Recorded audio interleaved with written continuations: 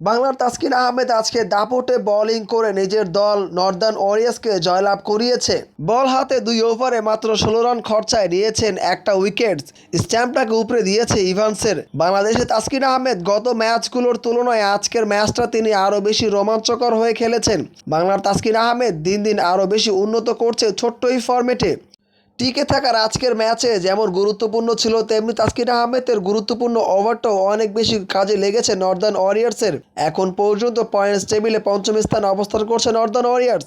4 match খেলে দুটাতে জয়, দুটাতে পরাজয়। বাংলার তাসকিন আহমেদ প্রথম ম্যাচে ছিলেন উইকেট শূন্য, তবে পরবর্তী ম্যাচগুলোতে নিজের শক্তিমত্তা জানান দিয়েছেন। বল হাতে তাসকিন আহমেদ নর্দার্ন ওয়ারিয়র্সের জন্য অনেক গুরুত্বপূর্ণ ভূমিকাটা পালন করছেন। তবে আজকের ম্যাচে কাজের কাজটা করেছে ট্রেন্ট বোল্ট। প্রথম ওভারে পরপর 2টা উইকেট নিয়ে নিজের দলটাকে আরও বেশি এগিয়ে দিয়েছেন। তাছাড়া দুর্দান্ত এক ক্যাচে ম্যাচের মোমেন্টটাকে পাল্টে দিয়েছে।